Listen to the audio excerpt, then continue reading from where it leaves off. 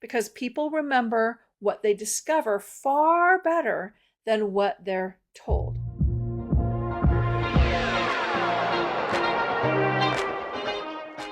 Welcome to the Foster Your Voice podcast with me, Kristi Foster.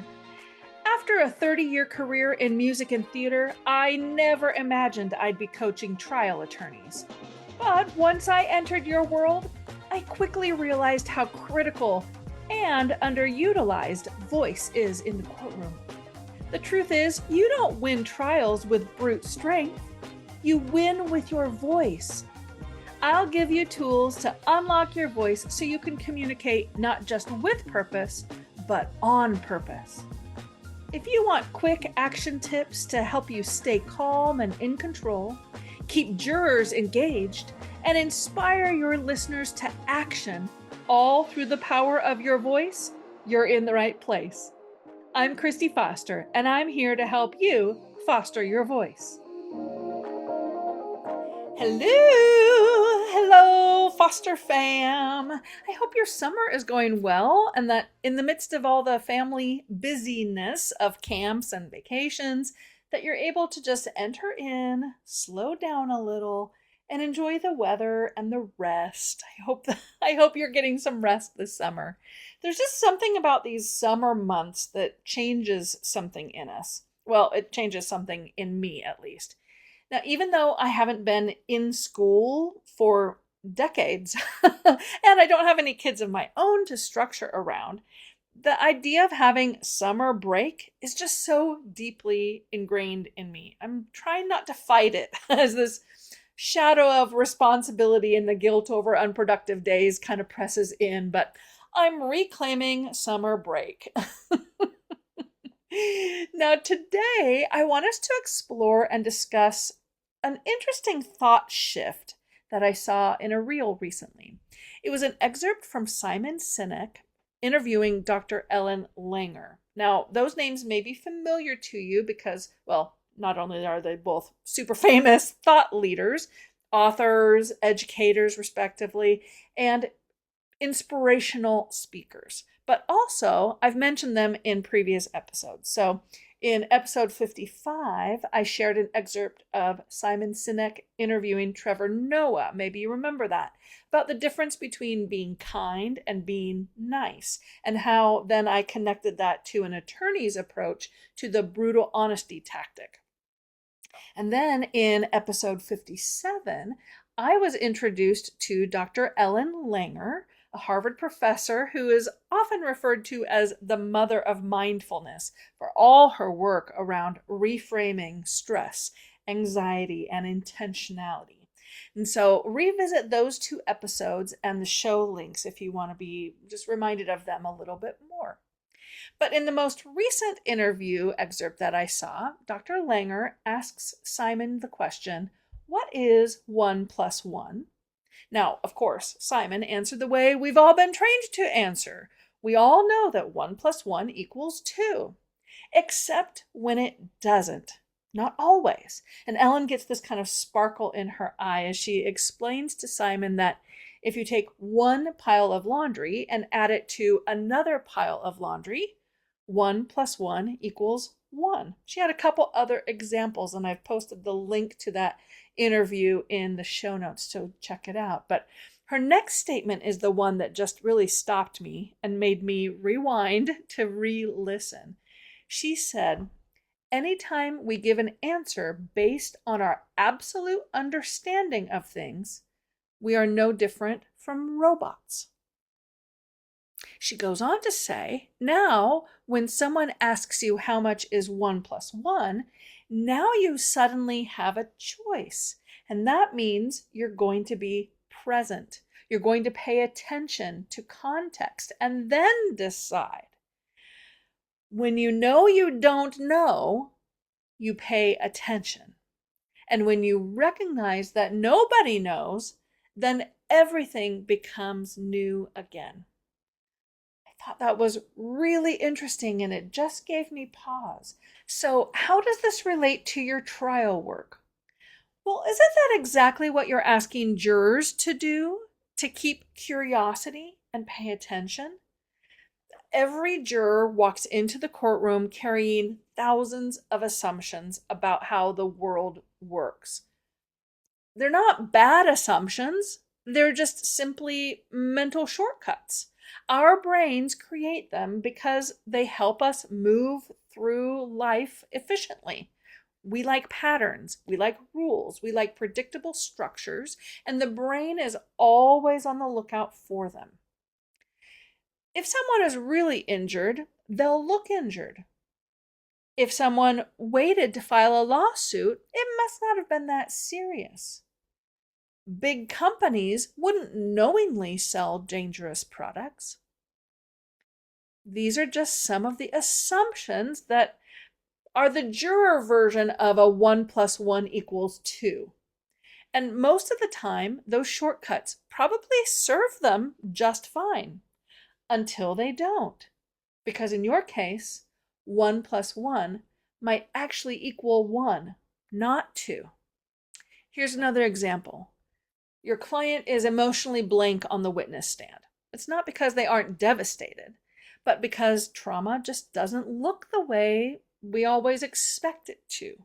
The client waited to seek treatment, not because they weren't hurt, but because they didn't have insurance. These are the same facts, but different context, and the context changes everything. So here's what I think is just so fascinating. As trial lawyers, you often think your job is to convince. But maybe, just maybe, your first job is to help jurors become curious. Because certainty is the enemy of attention. The moment I think I already know what's going on, I stop looking, I stop listening, I stop learning. If a juror decides in the first 20 minutes, okay, I've got this figured out, they're no longer processing information. They're just filtering everything through that first impression. But if something causes them to pause, maybe they'll ask themselves, if that's true, what else might I be missing?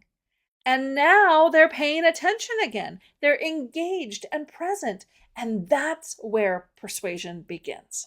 So let's take this concept and apply it to how you present evidence. We've all heard the phrase, and you've probably used the phrase, the facts speak for themselves. No, they don't. Facts require context. Imagine you introduce in evidence a text message that simply says, I'm fine. And without context, it means almost nothing. Now imagine you tell the jury that that text was sent 3 minutes after someone received a life-changing diagnosis. Same text, I'm fine, but completely different meaning. The facts didn't change. The meaning did because of the context. The facts didn't speak for themselves. And this is where you play a critical role. As a great trial lawyer, you don't simply present information, you help jurors understand the context that gives that information meaning. And then another layer to all this is a direct connection to how jurors learn. You know, I talk all the time about the neuroscience of learning. So you know by now that people don't learn simply because we dump information on them.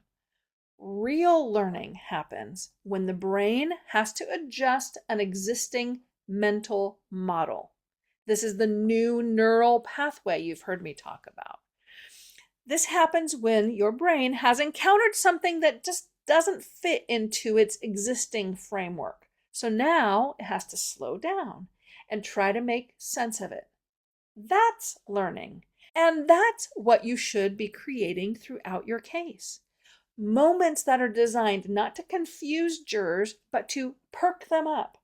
Wake up and stimulate their brains, or, as you've heard me say before, tantalize their ears, so their attention is activated and their presence is elevated.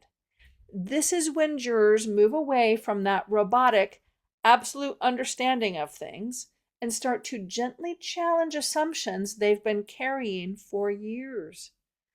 Just start paying attention to all the times where you present your case as if every conclusion is obvious. This clearly proves, obviously, the evidence will show, that's my personal favorite, the evidence will show jurors just don't experience evidence that way. As we've said, evidence is often ambiguous until someone, i.e. you, helps them understand why it matters. Instead of handing them conclusions that make perfect sense to you because you've already had all the context and the history and have worked it all out, invite them into curiosity and discovery. Walk them through the reasoning. Help them connect the dots. Because people remember what they discover far better than what they're told. This is why I press for my clients to do all the teaching up front. Then, as you're telling the story of what happened, they are the ones that are putting it together. They are the ones that are discovering the negligence. They now have agency to make a decision. It's so cool. That's the type of engagement that changes everything. So remember what Dr. Langer says. When you don't know, you pay attention. So just consider that maybe one of your biggest jobs as a trial attorney isn't to give your jurors all the answers as quickly as possible. Maybe your job is to help them set aside what they think they know, just enough to become curious again. Curious jurors pay attention. Attentive jurors learn. And a jury who truly learns your case is far more likely to understand it the way you hoped they would. Hey, real quick, if your jurors look confused when you say liability, standard of care, or damages, they're not tuning out because they don't care. They're tuning out because they don't speak law. I've put together a free guide called Top 20 Legal Terms to Avoid and What to Say Instead. It'll help you simplify your language without losing credibility, so your message actually lands. Download it now at fostervoicestudio.com/top20 or click the link in the show notes. All right, back to the episode. I'll keep today's communication tip kind of brief just to keep this episode at a reasonable length and to model the point that I'm going to make. So just a reminder to avoid overloading the working memory of your jury. Too much information all at once without strategic pauses and breaks will cause jurors to disengage or will make them miss details. There's a limit to what the brain can take in. Think of it like you're filling a cup. Once it's full, it just starts to overflow and then it's not stored anywhere. It just makes a big mess, right? Now, we've all experienced this. Maybe you've attended a conference or a workshop and you're drinking from a fire hose. No matter how engaging or inspiring that material is, you mentally just hit a wall. And that's when you want to be there, when you've paid to be there, when you've prioritized your time to be there. That's not your jury. It's the opposite for your jury, right? So add in the stress factors of their lives and their sacrifices that they're being forced to make to be there. It just makes sense that they're working with a much smaller cup to begin with. I know there are planned breaks during proceedings, but you need to strategically implement more for them mentally and emotionally. Actively look for moments to pause, moments to break eye contact. Tap into some human connective moments and change the energy with humor, even self-deprecation. Just something to offset the edge and give a moment of reprieve. If you want the jury to be with you, you can't afford to not slow things down, to adjust the pace, and do everything you can to avoid cognitive load thresholds, at least until you're done presenting your case in chief. Until next time, keep fostering your voice. Thanks for pulling up a seat with me today and for being part of the Foster fam. Make sure you're subscribed to the podcast so you don't miss a single episode. And while you're at it, go ahead and leave a review or a comment so I can give you a shout out on a future episode. During the week, you can find me on Instagram at Foster Voice Studio, where I'm dropping little nuggets of vocal technique and leadership wisdom. You can also join my mailing list by visiting fostervoicestudio.com or by clicking the link in the show notes. I'll send a weekly vocal tip every Tuesday directly to your inbox. Until then, keep fostering your voice.